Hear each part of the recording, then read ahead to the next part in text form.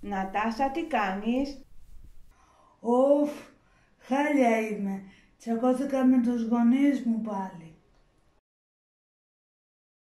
Δεν με αφήνουν να βγω με ένα αγόρι. Το βρήκα. Θα βρω αγόρι αλλιώς. Θα ψάξω στο ίντερνετ.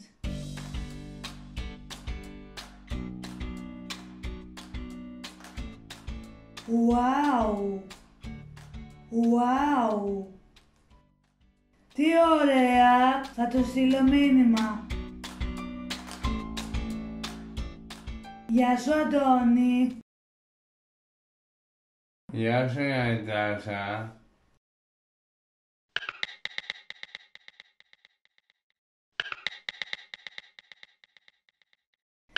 Ωραία φωτογραφία έχεις. Σου αρέσουν οι φωτογραφίες?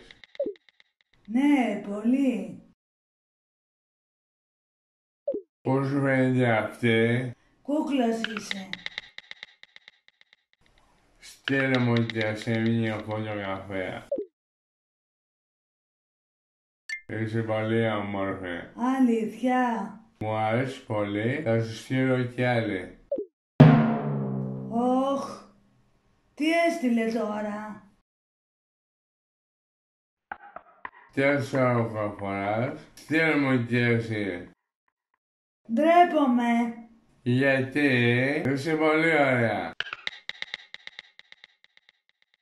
Θέλεις να γίνει κι αγόρι σου? Ναι, θέλω. Ωραία. Στείλε μου τη φωτογραφία με τα σόρχα. Αν δεν τη στείλω, δεν θα είμαστε ζευγάρι. Η Νατάσα τελικά βγάζει μια selfie με τα ισόρουχα και τη στέλνει στον Αντώνη.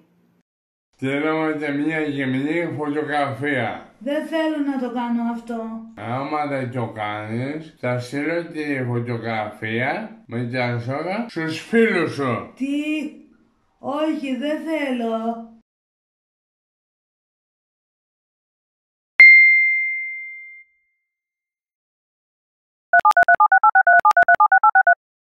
Αστυνομία! Θέλω βοήθεια! Η σεξουαλική εκμετάλλευση στο διαδίκτυο μπορεί να συμβεί στον καθένα. Μη φοβηθείς, ζήτησε βοήθεια. Για να δούμε τι άλλο μπορούμε να κάνουμε.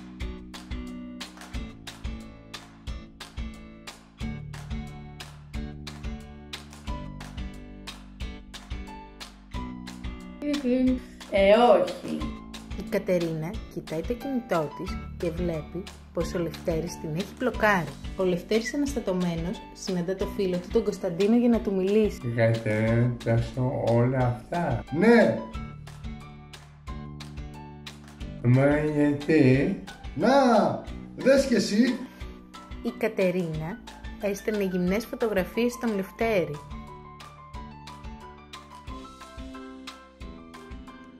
Με ενοχλεί αυτό. Δεν θέλω να βλέπω τέτοιες φωτογραφίες. Δεν θέλω! Ο Λευτέρης αισθάνθηκε άσχημα. Σκεφτόταν τι θα μπορούσε να κάνει. Τι θα κάνω τώρα? Ο Λευτέρης αποφάσισε να μπλοκάρει την Κατερίνα. Δεν το πιστεύω. Αυτή είναι η παρανόχληση. Δεν της το πεις. Αυτό θα κάνω! Την επόμενη μέρα ο Λευτέρης συναντά την Κατερίνα. Αυτό που έκανες ήταν λάθος. Ήταν σεξουαλική παρενόχληση. Ήθελα να σου αρέσω. Σου έλεγα να σταματήσεις και εσύ συνέχισες να στέλνεις φωτογραφίες. Συγγνώμη, δεν το ήθελα. Θύμωσα πολύ. Θα το σκεφτώ αν μπορέσω να σε συγχωρέσω. Λέμε όχι στη σεξουαλική εκμετάλλευση στο διαδίκτυο και ζητάμε βοήθεια από ανθρώπους που εμπιστευόμαστε.